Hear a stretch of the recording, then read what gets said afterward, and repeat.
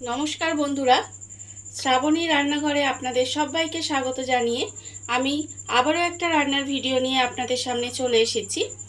আজকের আমি আপনাদের বেগুন দিয়ে একটা অসাধারণ রেসিপি বানিয়ে দেখাবো। আশা করি আপনাদের ভালো লাগবে। তার জন্য কিন্তু আমার পুরো ভিডিওটা আপনাদের দেখতে হবে। তাহলে চলুন আজকে আমি বেগুন দিয়ে কি বানাই সেটা আপনারা একবার দেখে নিন। বেগুনের এই রেসিপিটা বানানোর জন্য প্রথমে আমি এখানে দেখুন বেগুন নিয়ে নিয়েছি একটা মাঝারি সাইজের, আর বেগুনটা কিন্তু আমি একটু বড় করে ফালি করে কেটে রেখেছি। এবারে বেগুনের মধ্যে আমি প্রথমে দিয়ে দেব নুন। এখানে আমি আন্দাজ মতো নুন দেব।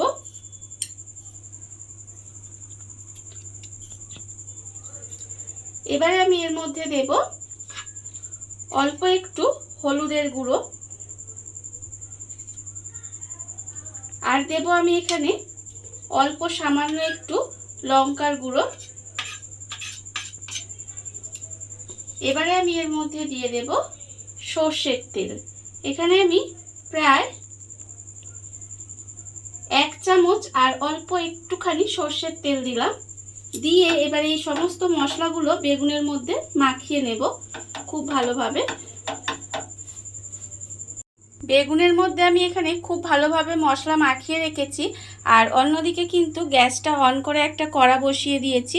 কড়ার মধ্যে দিয়েছি 4 থেকে 5 চামচের মতো সর্ষের তেল। তেলটা আমার গরমও হয়ে গেছে। এইবারে আমি যে বেগুনের মধ্যে মশলাটা মাখিয়ে রেখেছিলাম সেই বেগুনগুলো আমি তেলের মধ্যে দিয়ে দেব। দিয়ে বেগুনগুলোকে আমাকে লাল করে একটু ভেজে নিতে হবে।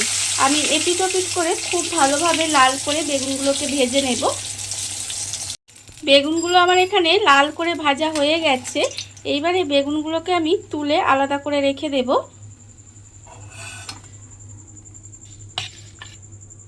আর ওই তেলের মধ্যে আবারও কিন্তু অন্য বেগুনগুলো দিয়ে লাল করে ভেজে নেব।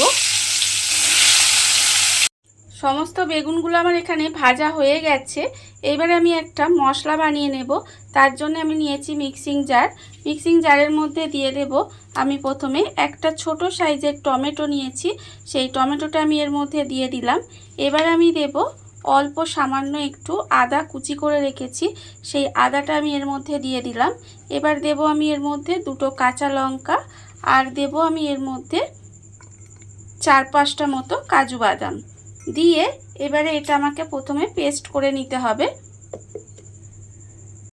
মশলাটা আমার এখানে রেডি হয়ে গেছে দেখুন। এবারে এই মশলাটা কিন্তু আমি যে বেগুনটা ভেজেছিলাম সেই বেগুন ভাজা তেলের মধ্যে দিয়ে দেব। তেলের মধ্যে মশলাটা দিয়ে দিলাম।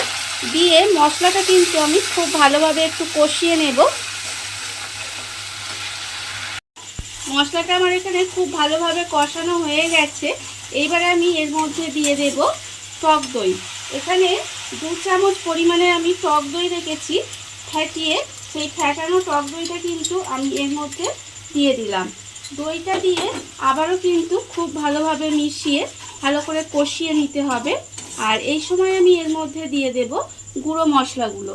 এখানে আমি রেখেছি 1/2 চামচ হলুদ গুঁড়ো, আর দেখেছি আমি 1/2 চামচ জিরের গুঁড়ো, আর 1/2 চামচ কাশ্মীরি লঙ্কার গুঁড়ো, আর হচ্ছে 1/2 চামচ চিনি। সেই সমস্ত কিছু আমি এর মধ্যে দিয়ে দিলাম। এবার আমি এর মধ্যে দেব আন্দাজ মতো নুন। নুনটাও কিন্তু আমি এখানে আন্দাজ মতো দিয়ে দেব। দিয়ে এবার সমস্ত কিছু খুব ভালোভাবে কষিয়ে নিতে হবে যতক্ষণ না পর্যন্ত কিন্তু মশলা থেকে তেলটা ছেড়ে যায়। মশলাটা আমার এখানে খুব ভালোভাবে কষানো হয়ে গেছে দেখুন। মশলা থেকে কিন্তু তেলও ছেড়ে দিয়েছে। এই অবস্থায় আমি এর মধ্যে দিয়ে দেব জল। এখানে আমি মিক্সিতে অনেকটা মশলা লেগেছিল, সেই মিক্সি ধোয়া জলটা আমি এখানে দিয়ে দিলাম। আর কিন্তু আমি এর মধ্যে বেশি জল দেব না। এবার এই গ্রেভিটা আমি একটু ফুটতে দেব। গ্রেভিটা আমার এখানে খুব ভালোভাবে ফুটে গেছে। এইবারে আমি এর মধ্যে দিয়ে দেব যে বেগুনগুলো আমি এখানে ভেজে রেখেছিলাম, সেই বেগুনগুলো আমি এর মধ্যে দিয়ে দেব। বেগুনগুলো দিয়ে এবার আমি 5 থেকে 6 মিনিট মতো একটু এভাবে রান্না হতে দেব। বেগুনটা দিয়ে আমি 5 মিনিট মতো এইভাবে রান্না হতে দিয়েছিলাম। দেখুন রান্নাটা কিন্তু আমার প্রায় হয়েই এসেছে। এবার আমি এর মধ্যে দিয়ে দেব দুটো চেরা কাঁচা লঙ্কা। আর কিন্তু আমি এর মধ্যে কিছুই দেব না। দেখুন রান্নাটা কিন্তু আমার হয়ে গেছে। এবার গ্যাসটা অফ করে দিলেই হয়ে যাবে। আর রান্নাটা দেখতে কতটা সুন্দর হয়েছে, খেতেও কিন্তু তার থেকে অনেক সুন্দর হয়। যে কোনো নিরামিষ দিনে এটা আপনারা বানাতেই পারেন। দেখুন বন্ধুরা, বাড়িতে থাকা কত অল্প উপকরণ দিয়ে কত অল্প সময় কত সুন্দর একটা বেগুনের রেসিপি তৈরি হয়ে গেছে, আপনারা দেখতেই পেলেন। আর এই ভিডিওটা যদি আপনাদের ভালো লেগে থাকে, আপনারা যদি ফেসবুক থেকে দেখে থাকেন পেজটি ফলো করে দেওয়ার অনুরোধ রইল। আর যদি ইউটিউব থেকে দেখে থাকেন চ্যানেলটি সাবস্ক্রাইব করে নেওয়ার অনুরোধ রইল। তাহলে চলুন ভিডিওটা আমি এখানেই শেষ করছি। আপনারা সবাই ভালো থাকবেন, সুস্থ থাকবেন। আবারও হাজির হব নতুন কোনো রান্না নিয়ে।